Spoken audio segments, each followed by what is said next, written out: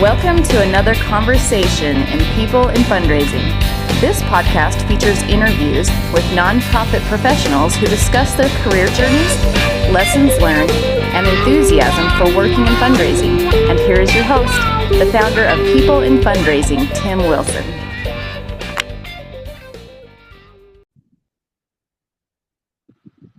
Hello, everyone, and welcome to another conversation in the People in Fundraising weekly nonprofit podcast. Today, I'm excited to welcome Enock Ajayi, who is joining us from Nigeria. Hi, Enock. Hi, how do you do? I'm doing well. Thank you for having me today. My pleasure. Yeah, this will be a good conversation. So, Enock, if you can please tell our audience how you entered the fundraising NGO profession, please. Thank you. It's a question. I entered into the fundraising profession due to my love for humanity, charity, and my interest in development of a nation, especially the future nation of my country. So I started from marketing. Oh. Yes, I believe that if you can market well, that is, convince your clients, which is your prospect in fundraising, you should be able to change their mind how to help their nation, how to help their neighbor, how to help people around them. So I entered into fundraising profession because I love charity. I admire humanity, and I love giving to people. So that's the reason. And I started from higher education institution where people, children of tomorrow, the nationals of tomorrow, they can have opportunity that others do not have in area of education. People that can sponsor them, that can donate to their development. Some people, some children, they are excellent. They have good knowledge. They can learn quickly, but they came from poor family. The family that cannot afford to sponsor their education. But I love the road that there are many people, there are wealthy people around them that can contribute one way or the other to the development of their education. So by giving them good education through their donations, that is, I try to lure them, to let them understand that they can be useful to humanity also. Their money, their one kobo, there's nothing too small, nothing too big when it comes to fundraising. So their meager fund can help to develop a nation by sponsoring a child.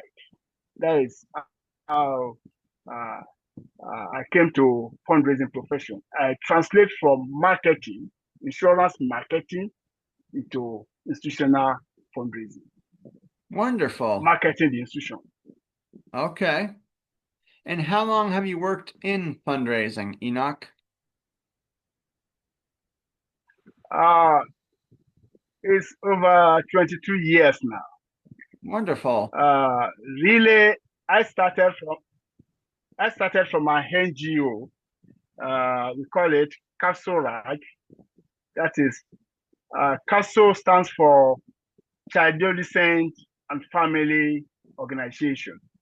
So where we are looking for people to support these children to mold their lives. Yeah. Because to translate from child to adolescent is sensitive. So we need they need training. Yeah. And we need people to sponsor them. So from there, I moved to higher education institutions, like University of Ibadan. So that is, I started there in 2003. But my real job with NGO I firstly worked with, I was the chairman of that NGO. Oh. So that was, yes, that was 1998. Oh. 1998. Okay. So that is how I moved to higher education institutions fundraising, where I can mobilize a lot of people to Yes. come to the area of education. Yes. Yeah, and you've worked at the So 22, more than 22 years ago. Okay. Yeah, you mentioned the University of Ibadan and then the University of Science and Technology, and now the Federal University of Technology-Akure. The network is dwindling here. Oh, okay. Please, can you please repeat the question? Yeah. Yeah. So you mentioned working in university settings, and University of Ibadan, was it? Yes, University of Ibadan. Yeah. Then Olusegun Agagu, University of Science and Technology. Okay, yes. Let me tell you my fundraising career and the role I'll be playing here. Yeah. I started higher education fundraising from University of Ibadan, Endowment Fund. Yes, they were recruiting people, and I wrote a proposal how I can raise funds for that university. Oh, okay. Because they were in problem of getting funds, and I said that they had hanging fruits, who are the alumni of that university. That if you can mobilize these alumni of this university, they can support, they can donate generously to the development of your university. Yes. They can build different laboratories.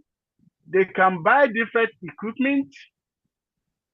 Even they can give scholarship to some indigent students, indigent brilliant students. Yes. So, and out of 13 applicants who were interviewed, I was the one who led the interview, and they appointed me. And wow. Immediately I got to the University of Ibadan. Yes, I started building my career in institutional fundraising because they have prospects. Yes. Yes, the prospects are not far. The alumni, those people that have graduated from that university over the years, I read them, both male and female, both alumni and alumni. So that I read them one-on-one, face-to-face, or one-on-one fundraising. I develop, I make direct mail. I sensitize them, mobilize them for the development of their alma mater. And they responded. Some of them, they gave a professorial chair in their area of their discipline, which was millions of naira. That's value of dollars like that. So most of them, even a corporate organization, donated a building to that university. When I read them, that yes, your university, there should be a kind of partnership. We call it corporate partnership. Yeah. So through the corporate partnership and collaboration, we were able to get more funds. And I organized different programs for the university to let them know what we call philanthropy, because I have to build what we call philanthropic culture. Right. Philanthropic culture. Without philanthropic culture in the university system, higher education institutions, there's nothing you can do. Right. Because they will look at you as a strange person, and like, how could you get money? How could you raise money? I say, Right. you need to raise friends. You need to raise friends first before you raise money. So I organize different programs for this alumni, region by region, at national level, and I was proposing to have alumni in diaspora by then. So all those strategies I use to mobilize them. If you come to the University of Ibadan now, you see a gigantic building. Yeah, being donated by individual philanthropists and corporate organizations. So from there, I met some vice chancellor in fundraising training workshops being organized by MacArthur Foundation, being organized by MacArthur Foundation, being organized by CASE, that is Council for Advancement and Support of Education. Yes. Both in US and UK. And also, there are different organizations who came to Nigeria by then to organize what we call FundForm. FundForm means fundraising fundamentals. Oh. So I grasped the knowledge. So fundraising fundamentals. So I met different vice chancellors of different universities at that training. And they said that how have you been making it in UI, University of Ibadan? So they invited me to come and set up advancement center for them. That is to raise funds for their university. And that is where I got the Federal University of Technology-Akure, which we call FUTA, Federal University. So I got there. I was the first fundraiser, professional fundraiser there. I organized 2 different capital campaigns. Awesome. Within 3 to 4 years, which is highly difficult even in some countries. Yes. But within 3 to 4 years, you organize 2 successful capital campaigns. With my own knowledge, my training, my professional skills, I said, okay, yes, simply we have alumni, and we have friends of alumni, and we have corporate organizations that the university are dealing with. We can make use of them as our supporter. So I organized the first one in 2008. Successfully. That's great. When it was 2011, I organized another one in another major city in Nigeria. So you can find out from Federal University of Technology-Akure how they have been enjoying that professional fundraising skill I brought to them. Besides that, I had to develop the institution, what we call philanthropic culture. I started training.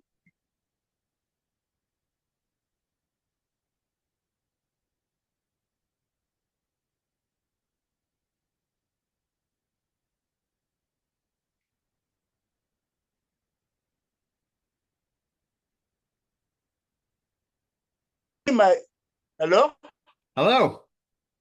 You started training. Yes, from there also, during my sabbatical. Another institution needed my knowledge, my skill. That is Olusegun Agagu, University of Science and Technology, Okitipupa, formerly known as Ondo State University of Science and Technology. So there also, I started, I helped them, let me use that word. I helped the institution to establish a viable advancement center. That is where they can run institutional fundraising, alumni relations, collaboration, and partnership. But that is my own area. But what matters most? You asked me a question that, okay, why fundraising matters more in university to me more than other area. Right. Is that not another question you are going to ask me? Uh-huh. Okay, good. Yeah. So on that area, there matter to me, one, because of the scale and scope of needs. University require massive funding for research laboratories, libraries, scholarship, faculty salaries, and campus facilities. Yeah. And these are ongoing and large-scale investment that cannot be sustained by tuition alone. So Right. the funder cannot sustain this thing alone. So because it's a continuous research laboratory needs to be equipped. New laboratory equipment had to be brought in. Libraries, it has gone from physical books, hard collections to soft collections. So, and scholarship, students need scholarships. Yes. So, and people like to make name. Yeah. People, the donors, like to make name. Yeah. So they like giving scholarship on their name. Right. So it is easier for me to reach them to say that, okay, why can't you give scholarship on your name in perpetuity? Right. Why can't you give scholarship in the name of your company or your father or mother in perpetuity? So that is that. Then sustainability and growth is another thing that makes me to focus on higher education institutions. Because fundraising ensures long-term sustainability. Yes. And endowments and alumni donations create financial stability. I told you earlier that I organized 2 capital campaigns within 3-4 years. That's right. So that's where we established our endowment.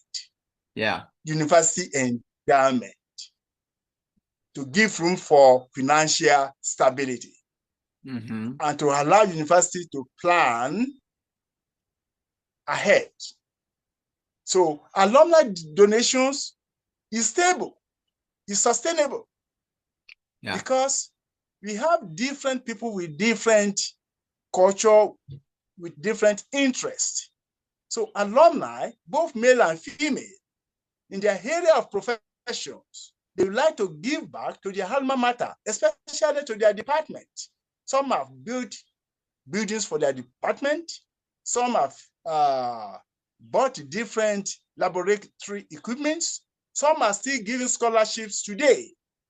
Awesome. So that's the reason why I lay much emphasis on higher education institutions.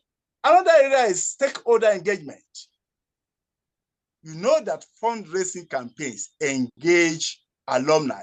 1, parents. 2, corporations, 3, and government. So these are the people that can build a lifelong relationship. They are building lifelong relationship with stakeholders. So, and this strengthens reputation and global ranking of the universities I've worked with that I'm still consulting with. So that is that. That's great. I hope you are getting the reason why I put more strength on higher education institutions fundraising. Let me give you another one. Another one is impacts on society. For higher education institutions fundraising makes the university to lead to academic, to lead to a new NEW, new academic programs and cutting-edge research and also scholarship that directly shape future leaders and innovation. Yes. So because of the impacts of the fundraising I'm making in the higher education institutions, it gives me joy, happiness that new academic programs are developing. As we have now, AI. Yeah. You know, the whole world is embarking AI now. That's true. And it consumes money. It does, among other things. It consumes money. Yeah. Yes, and cutting-edge research, new research are being developed. And the scholarship is increasing every day because of the value of currencies. So, that's great. And those are the areas I see there. Because if I want to say, I want to compare between university and NGO, I could say that the funding scales of universities is larger than NGO. And there are primary use of funding in the university, like research, infrastructure, and scholarship. But in NGO, it's just only social project and advocacy. Yeah. So stability, endowment ensure long-term security. But in NGO, it depends on donor circles. It's just on donor circles. Right. So ask me your third question now. So for most people in the people in fundraising audience, I imagine they'll be fascinated to hear how fundraising is viewed by the average Nigerian where you live. What do they think about donating to a university or to an NGO? Thank you, Tim, for your good question. Fundraising on the side of NGOs in Nigeria is thriving. I can say it's thriving. Great. And has gained ground, and they have different goals and objectives to be achieved through support of local, national, and international donors. Great. Some NGOs are working in the area of health, education, entrepreneurship, good governance, economy, family, gender issues, women empowerment, like the one I said, children and adolescents, that which I call adolescents family organization, like my former organization. Right. And other humanitarian development. It is through this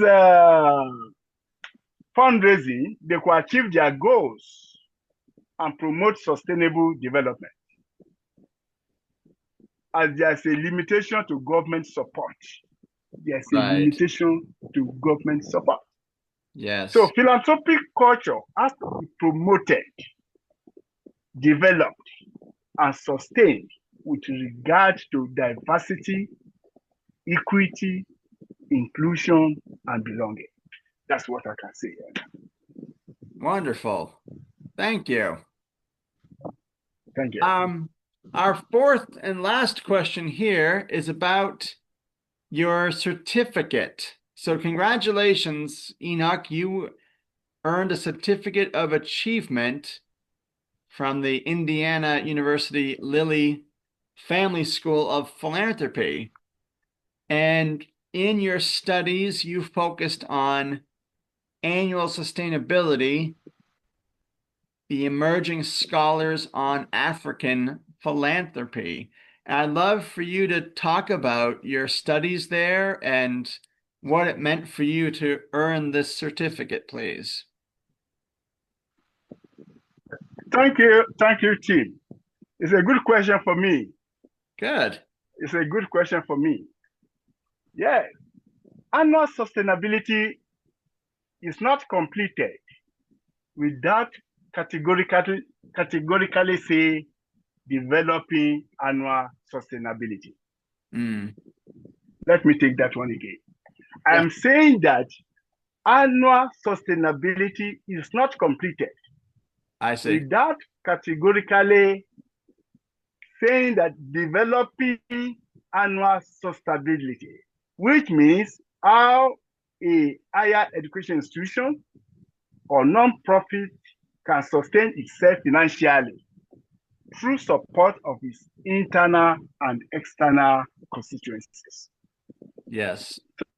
So professional ways you can raise funds, mobilize resources to your organization without infringing donors' intention and ethic, without tampering, without destroying donors' intention and ethics.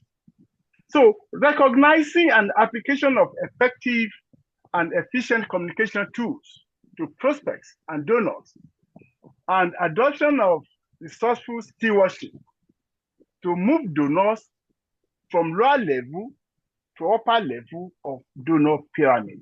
These are the things I really achieved. Good for you. So Lilly Family School of Philanthropy, the fundraising school, Indiana University, has done a great job. I highly commend them. Good. So Professor Becky and Professor Siddiqui, who are my teacher, trainer, did wonderfully. Good. I usually communicate with them. I wish to be a visiting scholar to the Indiana University for African perspective of philanthropy. That'd be great. There's room for me. Yeah. Yes. If there's room for me. So I wish to be a visiting scholar to the Indiana University for African perspective of philanthropy, specifically Nigerian perspective.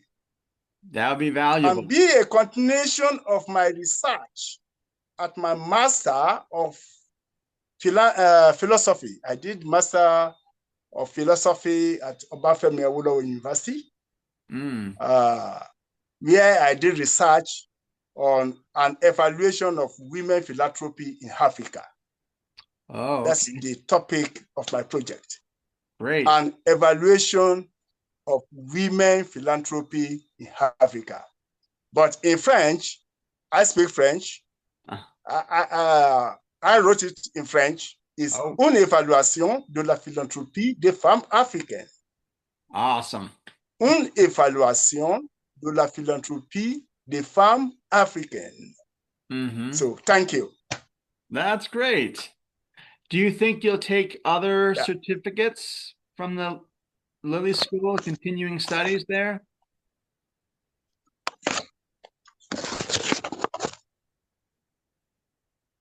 Hello? Hi, Enoch. Hello? Hi. Yes. It's not louder. I don't get you right. So repeat. Do you think I don't get you. Do you think you'll take other studies at that school as well? I took. Pardon, please. Can you please? Yeah, my network is dwindling. Yeah, please. Can you please repeat the question, sir? So, do you think you will take other academic programs at the Lilly School, other studies, now that you have your certificate of achievement? Yes. I have my certificate of achievement. Yes. Which has been helping me. Which has been helping me to reach other universities. That this is the knowledge I acquired there, and I would like to share the knowledge with them. That would be awesome. Yeah. Well, Enoch, thank you for joining me today. It's tonight in Nigeria, evening time. Yes, it's Nigeria evening time now. Yes. Well, I've enjoyed having you as a guest today. Thank you for your time. Thank you too. I really appreciate you. And I would like you to be inviting me for any program you think it can help my profession, my fundraising job. Sure. Over there, where I can share my knowledge with others, and actually I can obtain what is current in the area of fundraising. Some years ago, I delivered a paper at the Association of Advancement Services Professional, AASP, Oh, in great. Chicago. So that is where I delivered a paper on the how you can achieve, the way you can organize capital campaign and you can achieve. It's not only based on paperwork, it's based on experience and the study of the culture where you're organizing that capital campaign. You must understand their culture. You must understand their philosophy of giving, psychology of giving, before you can be successful in organizing capital campaign. It's not just only paperwork or what you read inside the paper. That is true. So, and that is that. Yeah. Yeah. So, Tim, once again, I thank you for having me, and I would like to be reading from you. Likewise. To be hearing from you. Yeah. Yes. That'd be great. We'll keep in touch. Thank you very much. Thank you so much for your time, Enoch. Bye. Take care.